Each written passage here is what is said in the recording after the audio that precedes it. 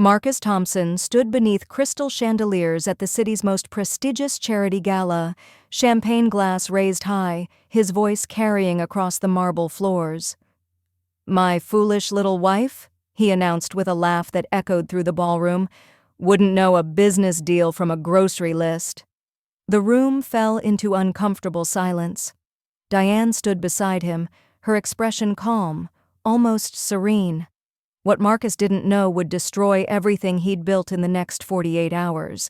If you love stories where karma comes full circle and the underestimated become unstoppable, hit that like button and subscribe, because this story will leave you absolutely speechless.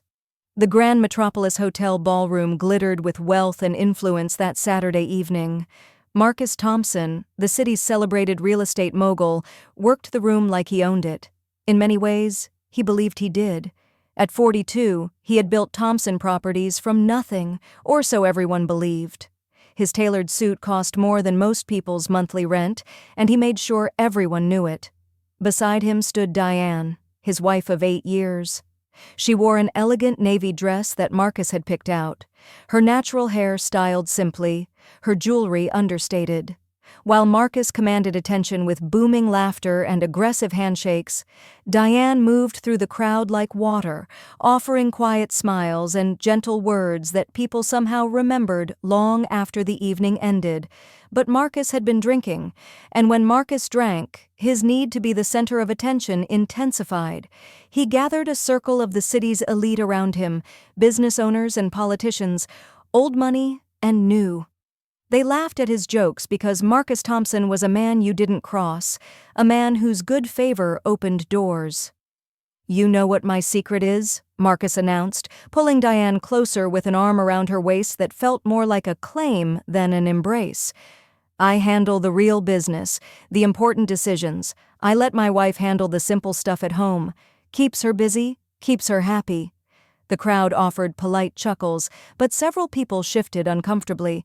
Diane's face remained perfectly neutral, though something flickered in her eyes, something ancient and knowing.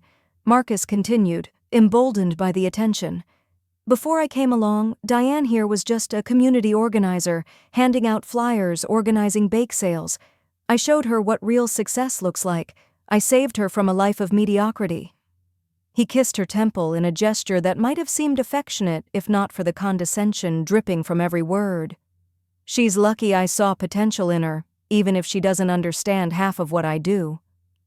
Victoria Chen, a striking woman in her 50s and CEO of Chen Holdings, watched this display with an expression that could freeze fire. She caught Diane's eye across the circle, and something passed between them, a communication without words. Victoria excused herself from the group, and moments later, Diane did the same, murmuring something about the ladies' room that Marcus barely acknowledged. What the crowd didn't know, what Marcus had never bothered to learn, was the truth beneath the surface. 10 years ago, Marcus had indeed met Diane at a community event. She was organizing resources for underserved neighborhoods, speaking passionately about economic empowerment and sustainable development. Marcus saw a beautiful, intelligent woman and pursued her with the same aggressive confidence he brought to business deals. What he never asked, what he never thought to investigate, was where Diane's funding came from. How a simple community organizer had access to resources that put his early ventures to shame. He never wondered why doors opened so easily once he married her, why investors who had previously ignored him suddenly returned his calls. Marcus Thompson believed himself a self-made man, a titan who built an empire through sheer will and intelligence. He had no idea he'd been married to Diane Morrison all along. The Morrison family, old money from the East Coast, founders of Morrison Industries, a conglomerate worth billions. Diane had walked away from that life at 25, determined to make a difference in communities that generational wealth often ignored. But she never gave up her resources, her connections, or her sharp business mind that had been honed in boardrooms since she was old enough to understand quarterly reports. Sunday morning arrived with golden sunlight streaming through the windows of their penthouse apartment. Marcus slept late, his head heavy from champagne and self-satisfaction. Diane rose at 6, as she always did, and moved through her morning routine with practiced efficiency. She made coffee, reviewed documents on her tablet, and took 3 phone calls in her home office before Marcus even stirred. When he finally emerged, still in his robe, Marcus was replaying the previous night's triumphs. "Did you see how everyone hung on my every word last night? That's influence, Diane. That's what happens when you're a master of your craft." He poured himself coffee without noticing that Diane had already prepared his favorite breakfast, as she did every Sunday, despite his constant dismissals of her contributions. Diane smiled, the expression not quite reaching her eyes. "It was quite a performance, Marcus." Her phone buzzed and she glanced at it briefly before silencing it. "I have some errands to run today. Will you be all right here?" Marcus waved her away, already absorbed in his own phone, checking his social media mentions and business emails. What Marcus didn't see was the content of Diane's screen. Messages from Victoria Chen, from lawyers, from the board members of Morrison Capital Group. Everything was in motion now. Diane had spent 8 years watching, waiting, hoping Marcus might grow into the man she'd believed he could become. Last night had been the final test, and he had failed spectacularly. Monday morning shattered Marcus's world like a champagne glass dropped on marble. He arrived at his office in the Thompson Properties Tower, greeted his assistant, and settled into his leather chair, ready to conquer another week. Then his secretary buzzed him with unusual urgency. "Mr. Thompson, Victoria Chen's office called. She's withdrawing her investment in the Riverside Tower project." Marcus felt his stomach drop. Victoria Chen wasn't just an investor, she was the investor, the anchor that held his most ambitious project together. The Riverside Tower was supposed to be his masterpiece, luxury condominiums that would reshape the city's skyline and cement his legacy. Without Chen Holdings' backing, the entire structure collapsed. He grabbed his phone and dialed Victoria's direct line, a number reserved for her most important contacts. The call went straight to voicemail. He tried her office, but her assistant informed him, with professional coldness, that Ms. Chen was unavailable and would not be scheduling any meetings with Thompson Properties in the foreseeable future. Panic tasted like metal in Marcus's mouth. He called an emergency meeting with his board, demanding answers, demanding solutions. His CFO, a nervous man named Gerald, delivered more bad news. 2 other major investors had also withdrawn that morning, citing strategic realignments and portfolio restructuring. The language was corporate and polite, but the message was clear: they were abandoning ship. Tuesday brought worse news. Marcus's lawyer, Robert Chen, no relation to Victoria, called with barely concealed alarm. "Marcus, we have a problem. Multiple community organizations are filing complaints about the Riverside Tower project, zoning violations, environmental concerns, inadequate affordable housing provisions. The lead organization is something called the Community First Alliance, and they have serious legal firepower behind them." Marcus exploded. "Community organizations? Are you kidding me? Some neighborhood busybodies with nothing better to do than obstruct progress? Crush them, Robert. I don't care what it costs." But Robert's voice carried a weight that gave Marcus pause. "Marcus, this isn't some amateur operation. They have documentation going back months, expert testimonies, political support. Someone has been building a case against this project very carefully, very professionally." That evening, Marcus came home to find Diane in her office, the room he'd always dismissed as her craft room, where she did whatever it was she did all day. She was on a video call, her voice crisp and authoritative in a way he'd never heard before. "Yes, proceed with the filings. Make sure every I is dotted. Thank you." She ended the call and looked up at Marcus with that same calm expression she always wore. "Rough day?" she asked gently. Marcus wanted to unload his frustration, to complain about incompetent partners and obstructionist activists, but something about Diane's demeanor stopped him. She looked at him with what might have been pity, and Marcus Thompson had never been pitied in his life.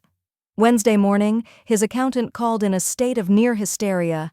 "Marcus, did you review the documents you signed on Sunday night?" Marcus racked his brain, vaguely remembering Diane handing him some papers, something about household accounts or charitable donations. He'd signed them without reading, as he always did with anything Diane brought him, assuming they were trivial matters beneath his attention. "Those weren't household documents, Marcus," his accountant said, his voice shaking. "You signed over Joint Asset Management Authority, and when I started digging into our corporate structure, I found something you need to see immediately." The meeting in his lawyer's office felt like a funeral. Robert spread documents across the conference table, each one a nail in the coffin of Marcus's understanding of reality. The truth emerged in fragments that refused to form a picture Marcus could accept. Thompson Properties, his company, his empire, was majority owned by a series of shell corporations and investment firms. He'd always known this, had structured it that way for tax purposes. What he hadn't known was that those shell corporations traced back to a single source, Morrison Capital Group. And Morrison Capital Group was owned by Diane Morrison Thompson. His wife owned 60% of his company. The prenuptial agreement he'd insisted upon, thinking he was protecting his assets, had actually been written to protect hers. Every major deal he'd closed in the last 8 years had been funded by her money, facilitated by her connections, supported by her business acumen. "How?" Marcus whispered, the word barely escaping his throat. Robert continued, his voice heavy with reluctance. "Morrison Capital Group is one of the most successful venture capital firms in the country. It was founded 12 years ago by Diane Morrison, daughter of Jonathan Morrison of Morrison Industries. She's been managing billions while you thought she was organizing bake sales." The office spun. Marcus gripped the table, his knuckles white. "That's impossible. Diane doesn't know anything about business. She's just a housewife, a community organizer." Robert pulled up a profile on his computer and turned the screen toward Marcus. There was Diane, photographed at a Forbes summit, identified as one of the top 50 venture capitalists under 40. There she was again, keynote speaker at a sustainable development conference. And again, accepting an award for ethical investment practices. An entire professional life Marcus had never seen, had never thought to look for. That night, Marcus sat in his living room, waiting. Diane came home at 7, carrying takeout from the Thai restaurant they'd visited on their first date. She set the food on the table and looked at him with those calm, knowing eyes. "You figured it out," she said simply. It wasn't a question. Marcus couldn't find words. 8 years of memories were rewriting themselves in his mind. Every success, every door that opened, every investor who came through. "Why?" he finally managed. Diane sat across from him, her posture relaxed, a woman completely at peace with herself. "I met you 10 years ago, and I saw potential, Marcus. Not just business potential, but the potential to be a good man. You were ambitious, yes, but you also talked about building communities, creating opportunities, making a difference. I thought we could be partners in every sense of the word." She poured herself tea with steady hands. "I invested in you because I believed in you. I stayed in the background because I wanted to see what you'd become without ego and competition between us. I hoped you'd grow, that you'd see me as an equal, a partner. Instead, you became exactly what I feared. You took credit for everything, dismissed me at every turn, and last Saturday you humiliated me in front of people we both respect." Marcus felt something crumbling inside him, something more fundamental than his business empire. The investments pulling out, the community complaints, all of it. "That's you?" Diane nodded. "Victoria Chen is my best friend from college. We founded our first company together. The Community First Alliance? I established it 6 years ago when I realized you'd stopped caring about the communities your projects affected. Every step you're facing now, I set in motion because you needed to understand something crucial." She leaned forward, her voice gentle but firm. "Power, Marcus, isn't about volume or dominance. It's not about crushing people or taking credit. Real power is quiet, it's strategic. It's building systems that work even when you're not in the room. You never had the power in this relationship, in this business. You had my support, my resources, my protection, And the moment you forgot to value that, the moment you called me a fool, all of that disappeared. Marcus felt tears on his face, a sensation so foreign he barely recognized it. What happens now? Diane pulled out a document. You have two choices. You can resign as CEO of Thompson Properties, stay on as Vice President of Community Relations, and we rebuild this company the right way with respect and integrity. Or you can fight me and I will dismantle everything publicly, and you'll lose not just the business, but your reputation and any chance at redemption. She stood, leaving the document on the table. I don't want to destroy you, Marcus. I never did. I wanted you to be better. This is your last chance to prove you can be. 6 months later, another charity gala filled the Grand Metropolis Hotel ballroom, but this time, Diane Thompson stood at the podium as keynote speaker, introduced as CEO of Thompson Properties and founder of Morrison Capital Group. Marcus sat in the audience, wearing a different expression than before, humility mixed with something that might have been pride. Diane spoke about partnerships, about seeing potential in people, about the danger of underestimating the quiet ones. She never mentioned Marcus by name, but everyone in that room understood. When she finished, the applause was thunderous. As people filed out, Marcus approached her. That was incredible, he said simply. Diane smiled, this time the warmth reaching her eyes. We have a community meeting tomorrow about the Riverside Tower redesign. Are you prepared? Marcus nodded. I spent 3 hours yesterday talking to residents about what they need. I think I'm finally starting to understand what you've been trying to teach me. Diane touched his arm gently. It's a beginning, Marcus. Just a beginning. As they walked out together, the dynamic between them had shifted fundamentally. Not husband and wife in the traditional sense, but partners finally, equals at last. Marcus had learned the hardest lesson of his life. Real power doesn't announce itself. It simply is. If this story moved you, if you believe in karma and the strength of underestimated people, smash that like button and subscribe for more incredible stories of justice and redemption. Drop your thoughts in the comments. Remember, never underestimate anyone. You never know who really holds the power. See you in the next one.